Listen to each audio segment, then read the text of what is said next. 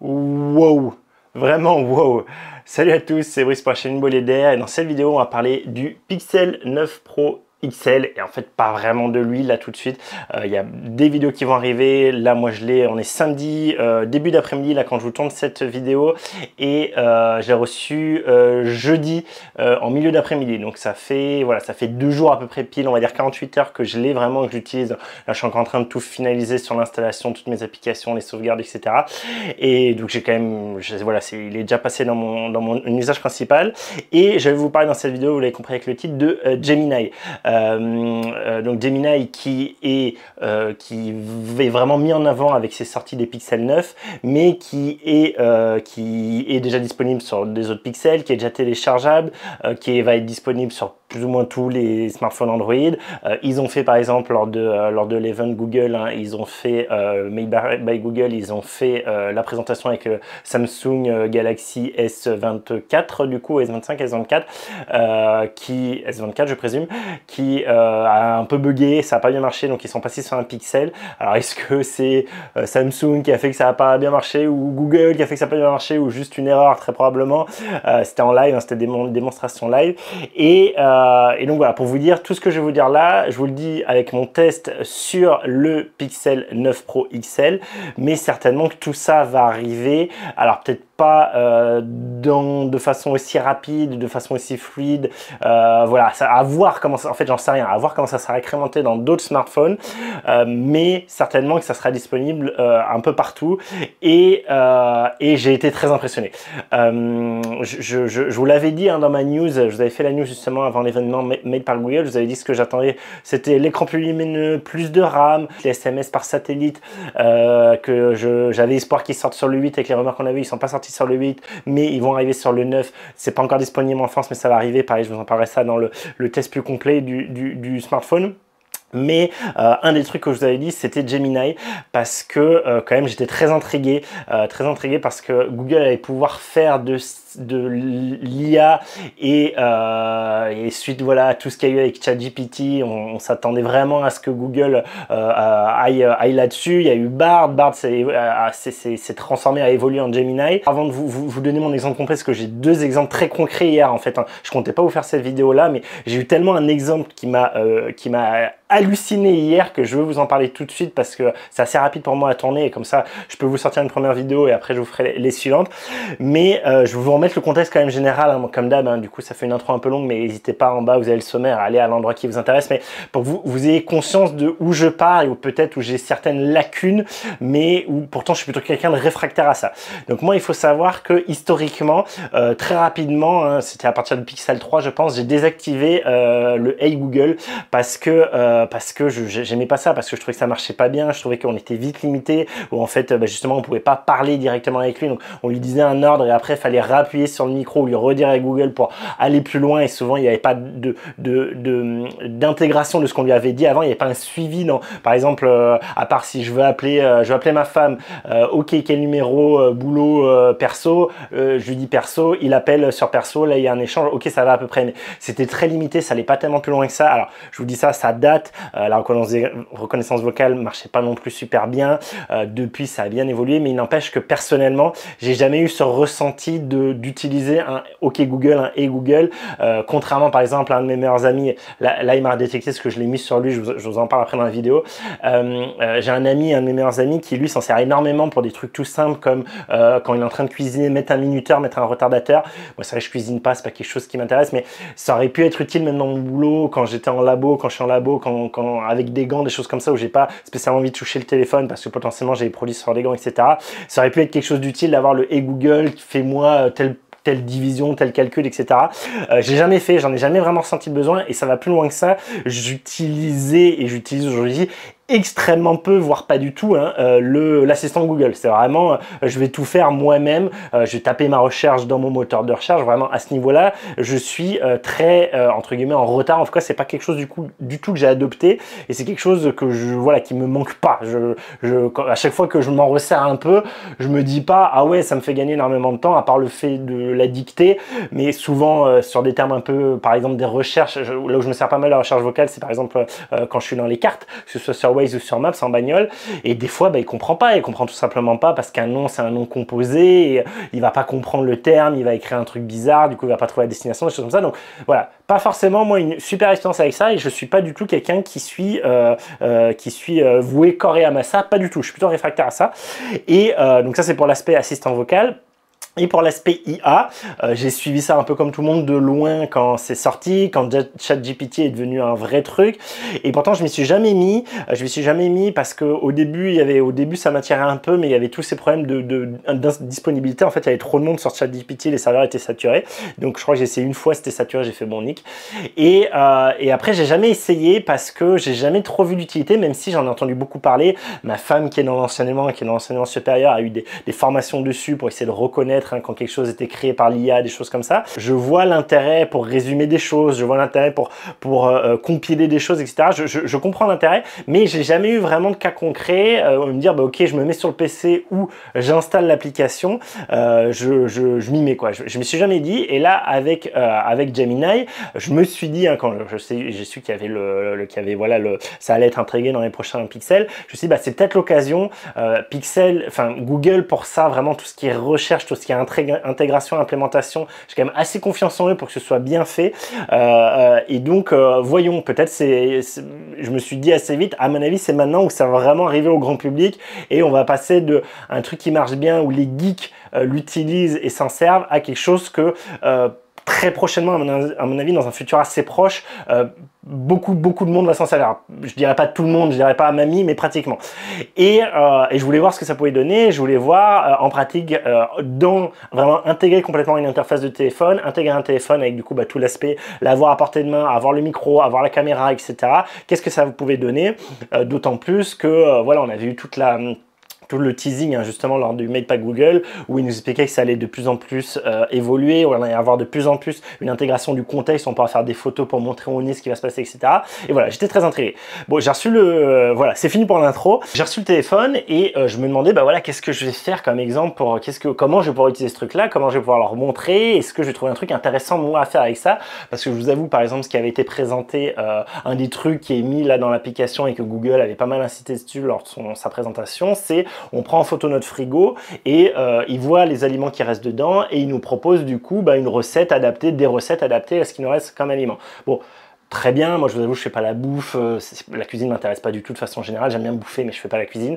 Je me disais, est-ce que c'est pas un peu gadget, est-ce que c'est pas quelque chose qui va pas du tout me servir comme le Google Assistant, est-ce que je vais ressentir le besoin, est-ce qu'il va me servir dans la vie de tous les jours? Et cas concret, vraiment là je vous donne mon cas concret hier, donc du coup je vais me décaler un peu pour vous laisser ici la place pour afficher l'écran, les captures d'écran.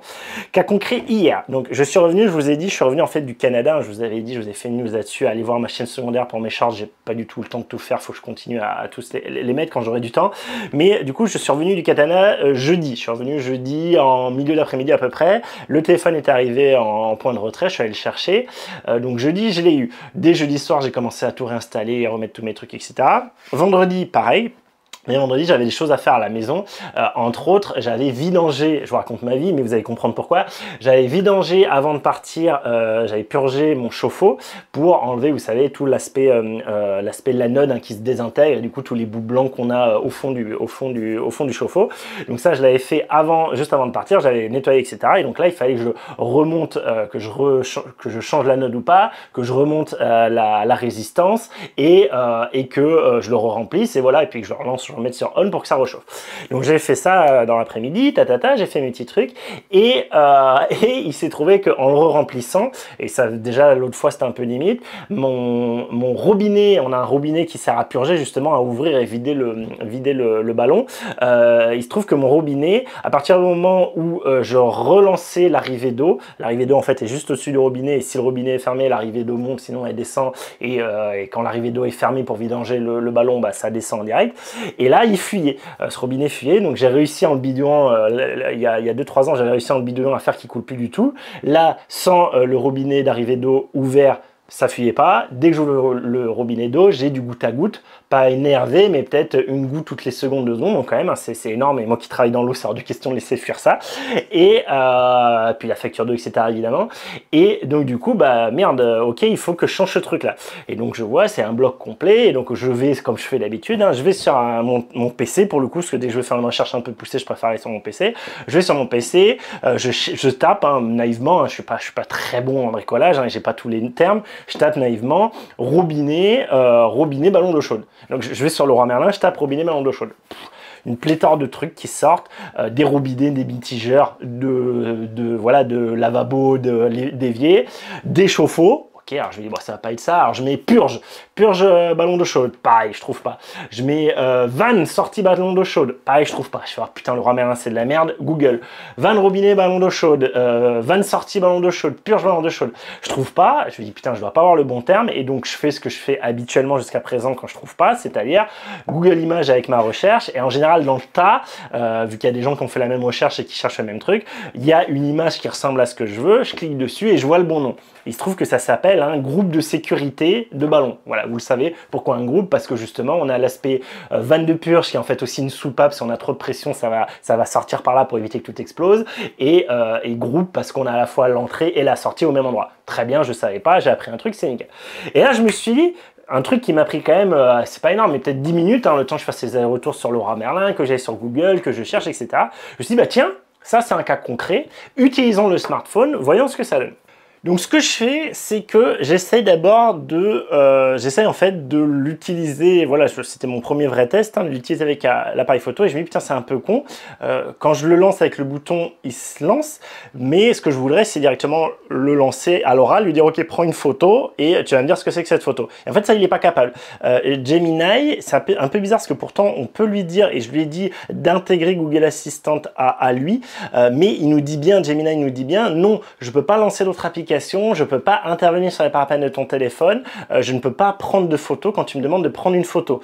Donc ça, je trouve ça assez limitant, mais j'ai l'impression, et donc je sais par exemple MKBHD ne comprend pas pourquoi on a à la fois Gemini et à la fois l'assistant Google, et j'ai l'impression, et dites-moi en commentaire ce que vous en pensez, hein, je suis pas assez bon là-dedans, et ça de toute façon il faut aller dans les petits papiers Google, mais j'ai l'impression que pour l'instant en tout cas Google veut vraiment séparer d'un côté ce qui sert à lancer des choses sur le téléphone, des applications, mettre des armes, etc., où tout ça reste la propriété de Google Assistant, et vraiment l'IA Gemini est là uniquement pour répondre à des questions. On lui pose une question, il transforme ça en texte, c'est ce qu'il nous dit, hein, il nous dit moi je ne génère que des textes, et il répond à des choses, mais il n'est pas fichu de lancer des trucs. En fait, quand par exemple on va lui demander appelle ma femme, ce qu'il va faire c'est que du coup il va comprendre que c'est, alors je crois que d'abord il nous envoie chier, et du coup il passe via l'assistant, et c'est l'assistant, on a un truc qui apparaît, on va le faire tout de suite, hein, du coup je vais vous montrer.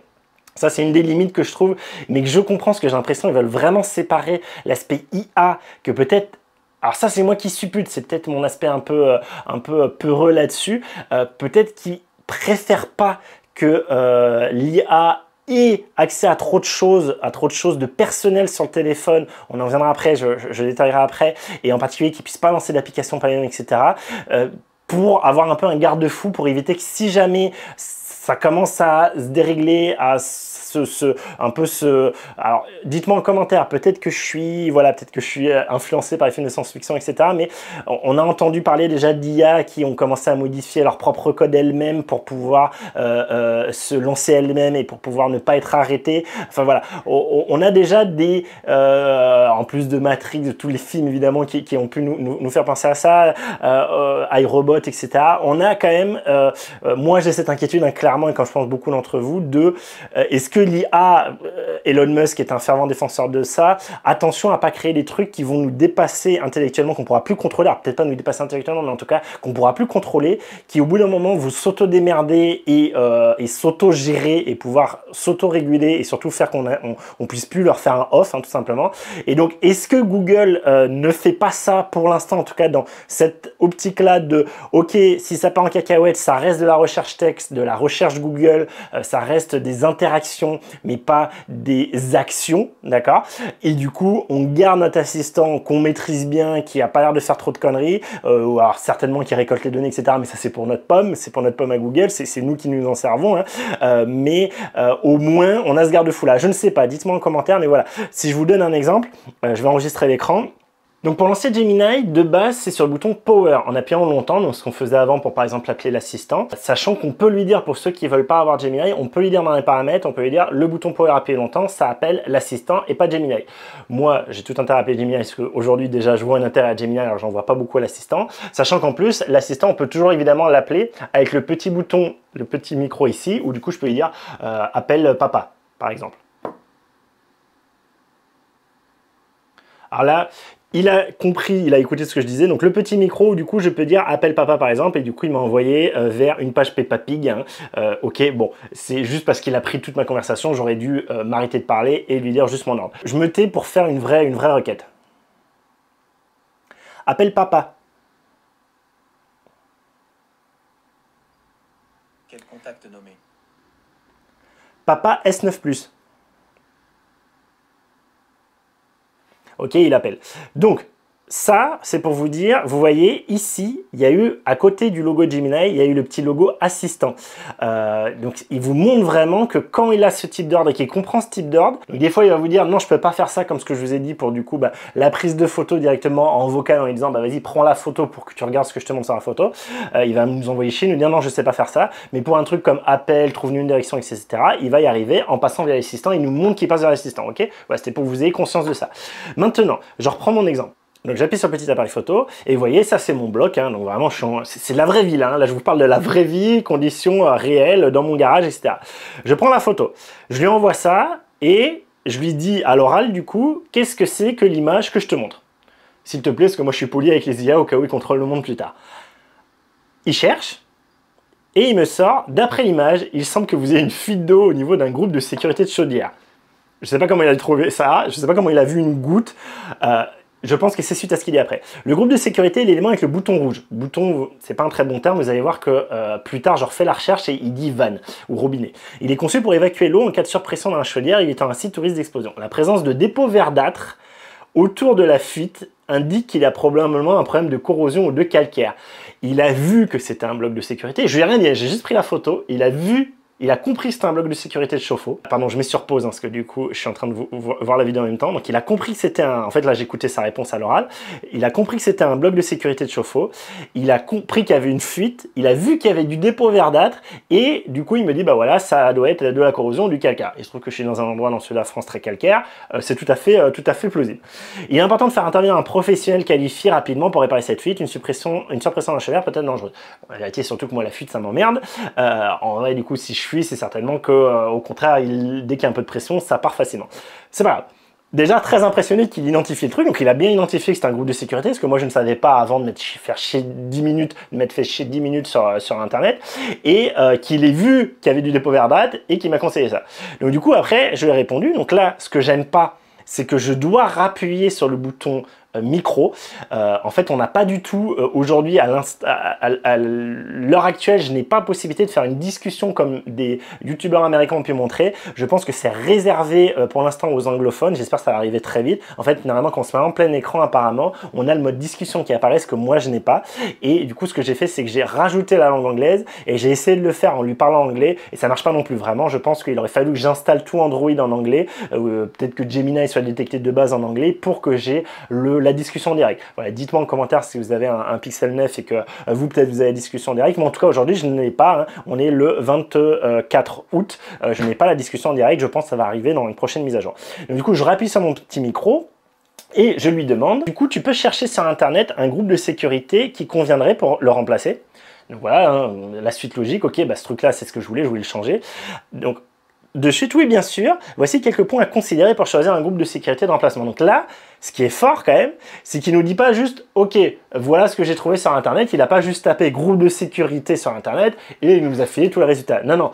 Il nous a, dans le contexte, il a compris qu'il y avait une fuite, il a compris qu'on voulait changer ça, il nous dit « Ok, ce qu'il faut regarder du coup, c'est la pression de tarage, le débit, le type de raccordement » et il me propose quelques modèles qui pourraient être intéressants.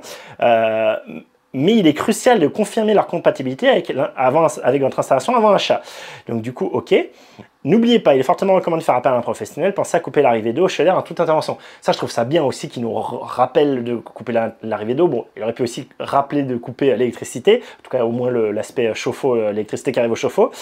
Mais du coup, voilà, il m'a filé 3 trucs. Donc, je lui dis, donc ce que je fais après, c'est que je me suis dit, ok, mais si j'avais été plus malin, à l'époque déjà, ce que j'aurais pu faire, c'est dans Google Lens. Et dans Google Lens, j'ai pris la photo et vous voyez que Google Lens lui-même arrive à trouver des images équivalentes. Et du coup, comme ça, j'aurais pu trouver que c'est un groupe de sécurité. Mais n'empêche qu'il ne va pas plus loin. C'est-à-dire que vraiment, c'est le truc qu'on est habitué. Donc ce que je fais, je me suis dit, ok, je retente, je prends sur le côté, je prends une belle photo, je me stabilise bien, photo du bordel, je lui relance sa recherche, et cette fois, je lui fais une autre recherche, je lui dis, tu peux me dire ce que c'est, je voudrais le changer s'il te plaît, une fuite. Voilà, pour lui donner une idée.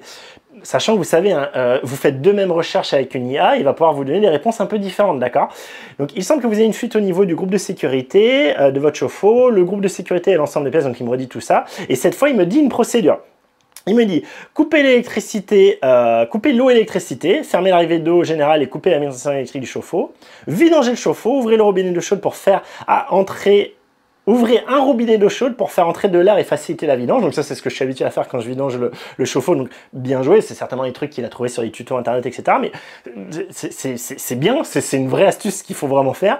Ouvrez ensuite la vanne de vidange située en bas du chauffe-eau. Moi, en général, je fais l'inverse, j'ouvre la vanne de vidange, puis après, j'ouvre tous les robinets d'eau chaude. Et dévissez l'ancien groupe. Donc là, en fait, ce qu'il oublie de dire, c'est qu'il faut... Enfin, c'est l'étape vidanger le chauffe-eau, il estime qu'on la vidange en entier. Dévissez l'ancien groupe, utilisez une clé à molette pour dévisser le groupe de sécurité. Attention, de l'eau résiduelle peut s'écouler. Et donc je lui dis, et du coup tu peux me trouver sur internet des groupes de sécurité équivalents à acheter. Il me répond, oui bien sûr, pour vous proposer des groupes de sécurité équivalents, et c'est là où je trouve c'est ultra fort, c'est qu'il ne se contente pas de vous répondre. Il vous répond et vous donne des pistes, des indices, un contexte pour aider à sa recherche et pour que sa réponse soit juste et pas débile.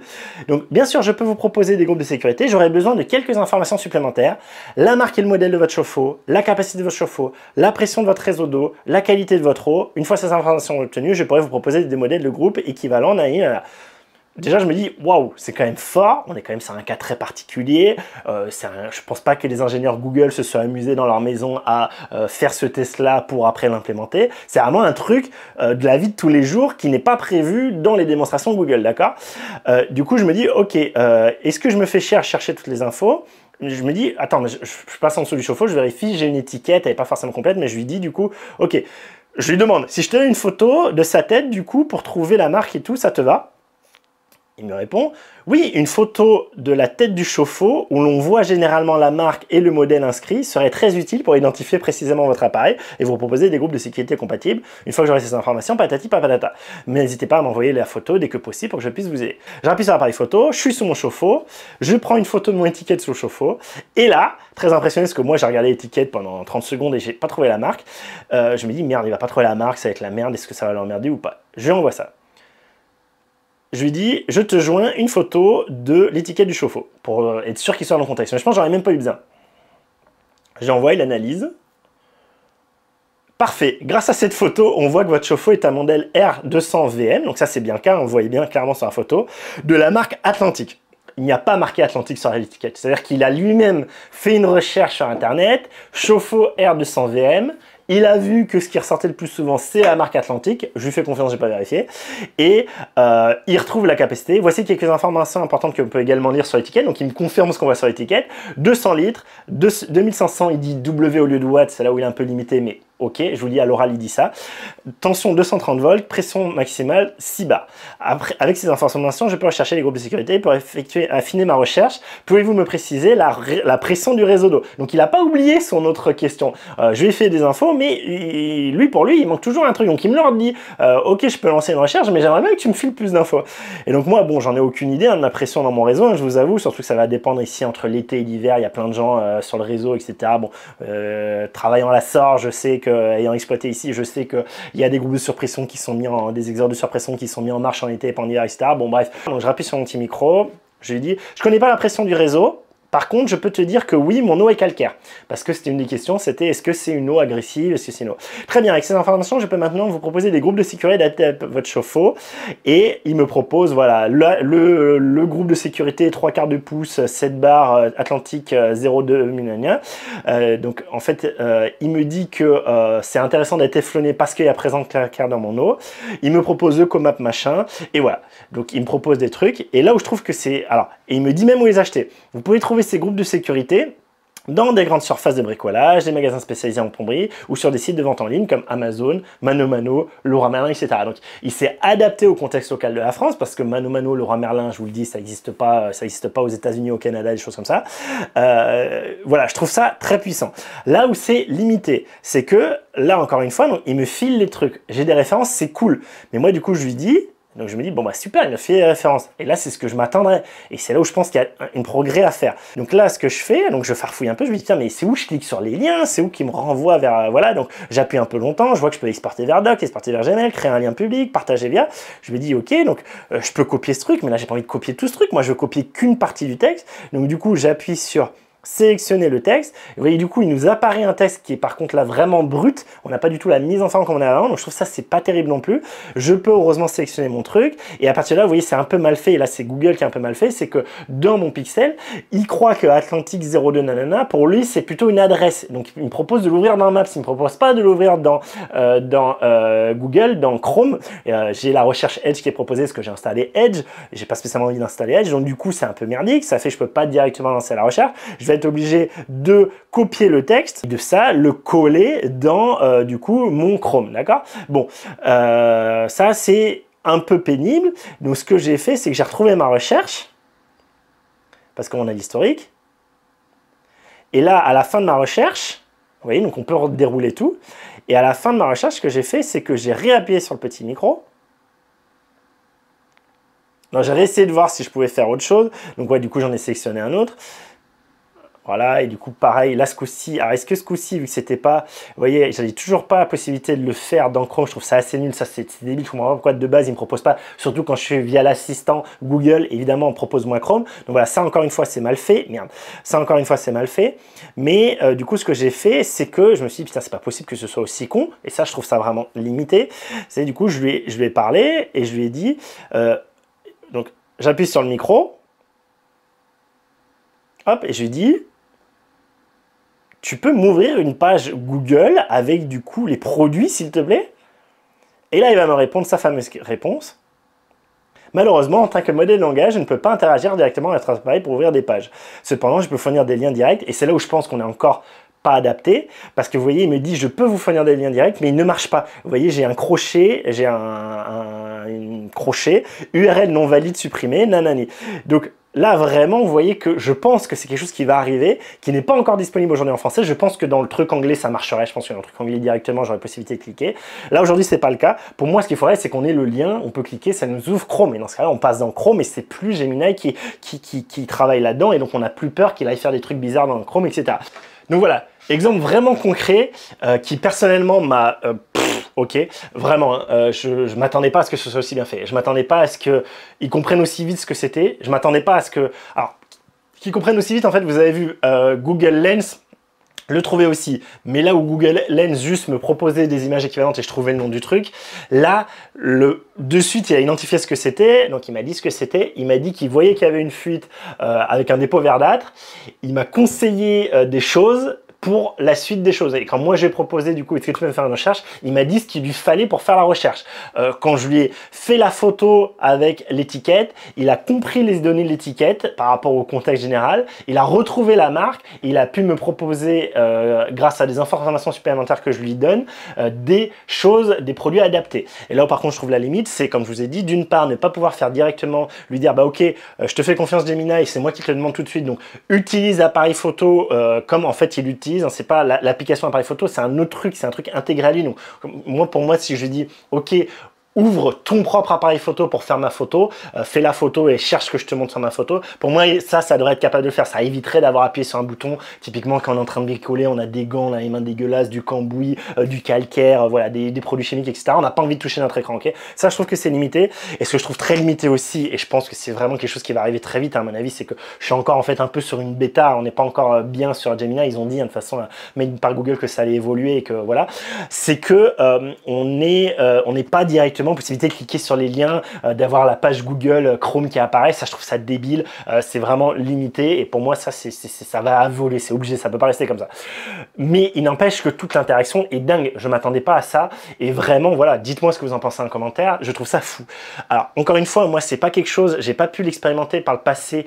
J'ai pas pu essayer ce truc-là, par exemple, sur ChatGPT. Je sais pas aujourd'hui si sur ChatGPT, l'application, on peut utiliser l'appareil photo aussi. Est-ce qu'on peut lui parler aussi facilement? Est-ce qu'il comprend aussi vite le contexte? Est-ce qu'il va nous répondre en nous demandant des questions supplémentaires? Donc voilà, moi je trouve ça ouf, je trouve ça complètement ouf. C'est-à-dire qu'un truc qui si j'avais dû faire pareil, comme je fais habituellement, donc ma recherche internet, et effectivement, pour être sûr de ce que j'avais sur ma recherche internet, après j'aurais peut-être dû aller chercher un peu des tutos.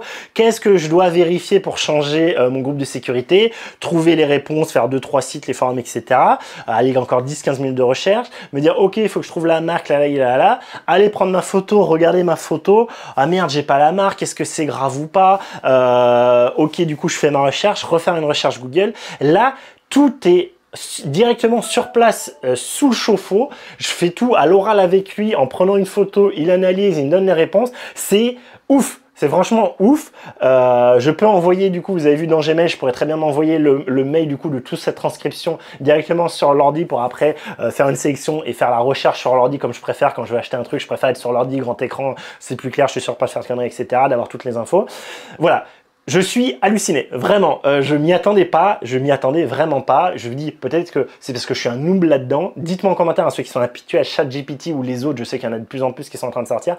Dites-moi ce que vous en pensez. Moi, une telle réactivité, une telle réponse, une telle compréhension du contexte, mais absolument folle, vraiment. Je m'attendais pas à ce que ça marche aussi bien.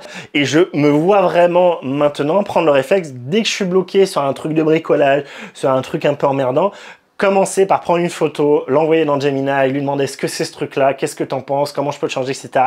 Je pense que ce truc-là peut faire gagner un temps monstre à beaucoup de gens. Et je pense honnêtement, alors pareil, dites-moi en commentaire, peut-être que je suis, que c'est la découverte, que je suis un peu un piou-piou qui découvre le monde de l'IA et que je m'emballe pour rien.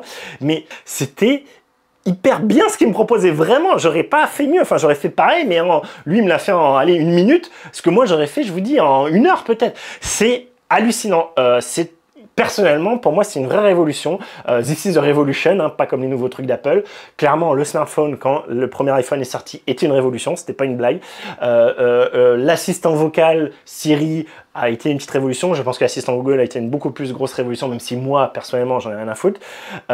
Pour moi, les autres révolutions qu'on a eues dans le smartphone, c'est le menu en photo, Google, c'est Shazam évidemment depuis très longtemps et la recherche de chansons automatiques par Google. C'est tout ce qu'on peut faire en photo aujourd'hui, entre autres grâce à Google. Et pour moi, là, on est sur un vrai tournant. Je pense vraiment, évidemment, l'IA est une révolution, même si je vous dis, moi, jusqu'à présent, je ne m'étais pas entraîné parce que c'était pas assez accessible et je voyais pas assez l'intérêt. Là, l'avoir dans la poche, en permanence, à portée de main, avec une réponse aussi rapide. Alors, j'étais connecté à Internet, j'ai le Gemini+, qu'est-ce que ça aurait donné sans être connecté? Je ne sais pas. Ça serait quelque chose que probablement je testerai plus tard, d'ici quelques mois, en comparant à ChatGPT, parce que vraiment, ça m'intrigue. J'ai envie de voir ce que ça peut donner. Justement, j'essaierai de faire un test avec Internet, un test sans Internet, pour vous montrer un peu ce que donnent les deux recherches, comment du coup peut-être une première sur internet puis une seconde avec internet, pas sur un truc que j'ai déjà dans l'historique, pour justement voir ce qu'il arrive à trouver, voir l'importance ou pas du Gemini+, de l'aspect d'accéder au réseau et d'aller dans Gemini+. J'essaierai de le comparer à ChatGPT, je pense que c'est le plus connu, voir ce que ça donne. J'ai jamais utilisé sur téléphone, j'en sais rien, donc j'installerai ça. Voilà, dites-moi en commentaire si ça vous intéresse, dites-moi surtout vous en commentaire si vous utilisez déjà beaucoup l'IA, si vous avez vraiment pris ce train là, ce que vous pensez de ça, ce que je vous ai montré, est-ce que vous êtes comme moi impressionné ou pas du tout et vous vous dites mais ce mec là il débarque, il a 1 an de retard, 2 ans de retard sur ce qui se passe dans la vraie vie. Voilà, je ne sais pas, dites-moi en commentaire, mais je pense qu'en tout cas, cet apport de Google, une accessibilité telle directement intégrée dans le téléphone, et je pense que ça va beaucoup s'améliorer dans le futur, hein, je pense les prochains mois, prochains mois très proches, les mois qui arrivent tout de suite là et les années à venir, à mon avis, on va avoir une progression exponentielle assez folle. J'ai un peu peur de ce que ça va donner par la suite. Je vous avoue, un truc qui est bien fait, c'est que on a possibilité dans les options de Gemini, on peut lui dire à quoi il a accès. On va pouvoir lui dire, pareil, je vais vous l'enregistrer là. Dans extensions, en fait, il va pouvoir utiliser des extensions, en fait, c'est les produits Google, hein, pour vous faire des recherches plus intéressantes. Donc, par exemple, Google Flight, Google Hotel, c'est pas des trucs que moi j'utilise. Alors, Google Flight, si, je m'en sers sur mon navigateur internet. Google Hotels, non, j'utilise directement hotel.com parce que il y a la fidélité et du coup, au bout de temps de nuit, on a une nuit gratuite. Maps, je l'ai mis parce que, ok, comme ça, il peut, si je lui demande un chemin, des choses comme ça, ou trouver un endroit. Workspace, que j'ai désactivé, on en parle juste après. YouTube pour chercher typiquement des tutos, etc. YouTube Musique pour rechercher de la musique, pourquoi pas. Et Workspace, donc vous voyez, il a mis tout au même endroit pour le coup. Gmail, Google Docs, Google Drive. Trouver, résumer, obtenir des réponses à partir de vos documents personnels. Et c'est ça, moi, qui me fait très peur. C'est un des trucs qu'ils ont montré et qui est ultra puissant. Et je comprends la puissance et je comprends complètement le temps que ça peut faire gagner. Et je le vois. Mais personnellement, pareil, dites-moi, c'est peut-être que je suis parano, etc. Ça me fait très peur d'avoir une intelligence artificielle qui puisse accéder à tous mes mails, aller farfouiller dedans, mes agendas, voir ce que je fais tel jour, telle heure, etc. Alors, même si c'est juste censé vérifier le statut occupé ou pas, probablement, mais c'est quelque chose qui, moi, m'inquiète. Du coup, vous voyez, je ne l'ai pas mis. Pourtant, un des exemples qu'avait fait Google à sa présentation, et que je comprends complètement, et je vois complètement l'intérêt, c'était, ok, on a un groupe de voisins, on veut faire une grillade tous ensemble, cherchons dans les agendas de tout le monde, dans tous mes contacts, tu vas chercher leurs agendas et tu trouves, je crois que c'était ça, une date pour faire une grillade ensemble, pour faire une bouffe ensemble, quand tout le monde est dispo et que ça tombe plutôt en soirée de telle heure à telle heure, trouve la date la plus proche qui irait bien. Bon, ça veut dire que le machin, il va farfouiller dans votre calendrier, il va farfouiller dans les calendriers de vos contacts, que donc ça, que vos contacts ont accepté de mettre en partager d'une certaine façon au moins le statut occupé, pas occupé. Ça, moi, je vous avoue, c'est quelque chose que je contrôle pas trop, que j'arrive pas trop à maîtriser. Hein. Moi, par exemple, dans Google Agenda. Et plus que ça, moi, je travaille dans une société où on utilise tout Microsoft. On est sur la suite Microsoft. Et donc, tout ce qui est calendrier, c'est Outlook. Et donc, moi, en fait, j'ai tout mon calendrier pro Outlook et j'importe mon calendrier perso Gmail et celui de ma femme pour savoir ses cours, etc. Dans mon Microsoft. Est-ce que on va pouvoir, si j'importais mon calendrier Outlook, donc une adresse pro, une adresse sort.com dans Google, dans mon calendrier Google que j'utilise sur le téléphone, déjà je suis pas sûr que ça marcherait. Est-ce que j'ai pas voulu le faire parce que je veux pas le faire. Je veux pas que mon perso Google ait accès à mon pro de chez moi et de mon professionnel. Est-ce que c'est déjà possible? Et si c'est possible, à quel point il va pouvoir aller? Est-ce que jusqu'où il va pouvoir farfouiller? Voilà, ça m'inquiète. Même si je vois complètement tout le temps que ça peut faire gagner. MKBHD dans sa vidéo disait bah typiquement je me suis beaucoup servi de Gemini pour retrouver des mails. C'est vrai que quand on commence à être blindé de mails, plutôt que de faire une recherche directement dans sa barre de recherche sur Outlook typiquement ou sur Gmail, bah, avoir un assistant qui va pouvoir chercher des mots-clés avec un contexte, lui dire bah ok je cherche pas juste Germaine de la comptabilité, mais je cherche Germaine de la comptabilité, je me rappelle c'était en hiver 2023, elle me donnait une info précise parce que j'attendais mon deuxième enfant et je voulais savoir si j'avais le droit à tel truc, prime naissance, etc. Il va retrouver le truc, d'accord? Je ne doute pas qu'il va retrouver le truc. Il est monstrueux. Il est monstrueux pour retrouver un contexte. Maintenant, est-ce que j'ai envie qu'il ait accès à tous mes mails et qu'il puisse aller farfouiller dans tous mes mails avec tous les mots, chercher? Ça veut dire que tout ça, quand même, il emmagasine quelque part. Alors, ils nous disent bien que c'est... alors, moi, j'ai désactivé le fait d'aider à l'amélioration, hein, parce que aider à l'amélioration, même si c'est des données anonymes, tout est envoyé à Google. Là, c'est pas trop censé, même si on maîtrise jamais, qu'on sait que bah, Google, les données, ils aiment bien faire un peu ce qu'ils veulent avec. Donc voilà, tout ça me fait quand même très peur. C'est pour ça que moi, personnellement, pour l'instant, en tout cas, je ne veux pas laisser accès à ces trucs. Et j'ai vraiment cet aspect... En fait, tout ça va pouvoir extrêmement bien marcher, mais tout cet aspect en tout cas, rendez-vous, planning, mail, etc. Pareil, des résumés de documents, des résumés de devoirs, de leçons, des choses comme ça. Tout ça, ça va marcher, mais si on lui donne accès à tout ça. Alors après, Ok, peut-être la solution, c'est de se créer, c'est se mettre sur son drive, sur ce qui est accessible pour Google, uniquement les trucs qu'on veut bien lui mettre accessibles. Mais il y a forcément un moment, on va se dire, ah merde, ce truc-là, j'avais laissé sur mon truc perso, du coup, j'aurais dû le mettre dessus, ça m'embête. Et donc, petit à petit, je pense qu'on va être tenté de laisser l'accès à tout. Et ça, est-ce que c'est pas très dangereux? Moi, je me pose des questions quand même. Voilà, dites-moi en commentaire ce que vous en pensez. J'ai encore du mal à cerner tout ça, je vous avoue. C'est encore un peu dilemme pour moi. Mais en tout cas, pour ce cas concret, me débloquer d'une situation merdique, trouver un tuto, trouver une information, qu'est-ce que c'est ce truc-là, comment je le change, pourquoi cette appli elle marche pas, comment je fais pour que ça marche, ça fonctionne du feu de Dieu. Et je pense qu'il va vraiment y avoir un avant-après Google Pixel 9 et Gemini de plus avoir ce temps de recherche, parfois ces journées de recherche à trouver cette petite info. Alors, certainement sur des trucs plus précis, voilà, une pièce très précise dans une bagnole, dans un moteur, etc., ça va pas le faire. Mais quand même, j'ai été très impressionné. Pour ces cas concrets, voilà, ça marche du feu de Dieu. Bravo Gemini, bravo Google. J'ai hâte de voir la suite et je vous dis, je pense que je referai un test plus tard. Moi, je suis assez bluffé. Dites-moi ce que vous en pensez en commentaire. N'hésitez pas à liker la vidéo si elle vous a plu. N'hésitez pas à commenter, évidemment, me dire ce que vous en pensez. Dire si je suis à la fraise, si au contraire, vous êtes d'accord avec moi et c'est quand même assez impressionnant. Tout ça en commentaire, évidemment. Si j'ai dit conneries, corrigez-moi, etc. Je vous dis, c'est très nouveau pour moi. Dites-moi si un test sur ces IA, je vais pas me faire changer en tester 15, hein. Je vous dis Gemini en ligne, enfin Gemini en ligne versus ChatGPT, tout ça versus Gemini en ligne versus Gemini en ligne versus ChatGPT, voir ce qu'on aura, soit peut-être 2-3 cas concrets, voir ce que ça peut donner. Et voilà, dites-moi si ça vous intéresse, ça sera bien plus tard, hein, clairement. Bien plus rapidement vont arriver des tests de ce Pixel 9 Pro XL ici dans sa coque Google hein, officielle, d'accord. Je vous le remonte sans la coque Google. Je vais assez rapidement essayer de vous sortir la vidéo sur la comparaison avec le Pixel 8 Pro, et en particulier sur tous les aspects généraux hors photo-vidéo. Je ferai une vidéo dédiée photo-vidéo, il y a tellement de choses à dire. Ouais, j'ai pas encore pu du tout testé, hein, donc vraiment ça sera une vidéo dédiée. Je me demande même si j'aurais pas une vidéo dédiée une vidéo dédiée photo, je sais pas, à voir, pareil, dites-moi en commentaire. Ça fera une vidéo très longue dans tous les cas. La vidéo test de ce truc là aussi va être assez longue. Vous parlez de l'écran, vous parlez du nouveau design, vous parlez de pas mal de choses comparé au Pixel 8 Pro. Peut-être une autre vidéo aussi plus rapidement pour vous dire pourquoi j'ai pris le Pro XL et pas le Pro tout simple. Je me suis tâté. Peut-être ça aura une première vidéo là-dessus où je l'intégrerai à ma vidéo test générale, je sais pas trop.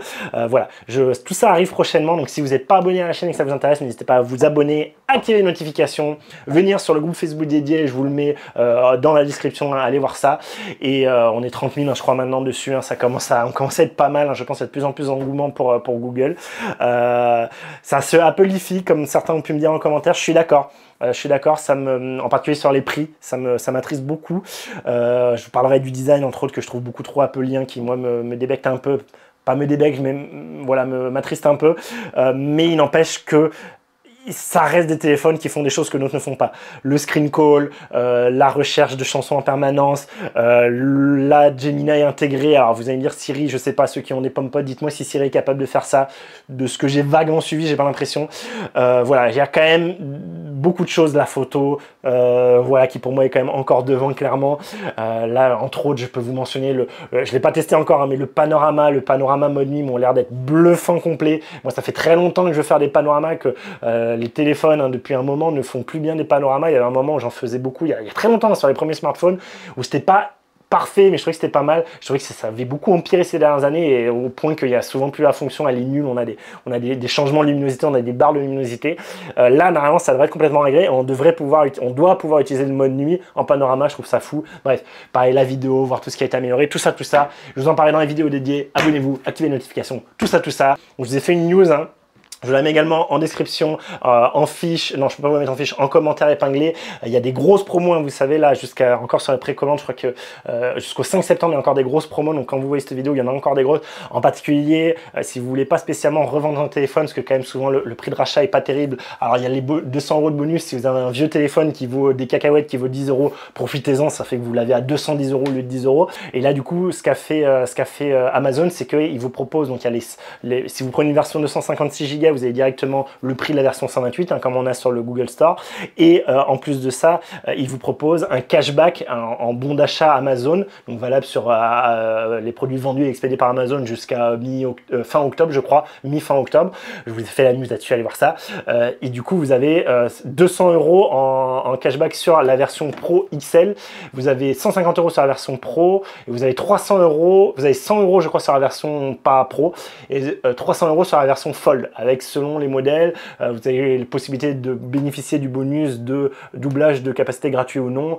Et voilà, allez voir ma news, je vous ai mis tout ça. Mais profitez-en, des prix comme ça, des promos comme ça avant même le lancement, je trouve ça assez fou.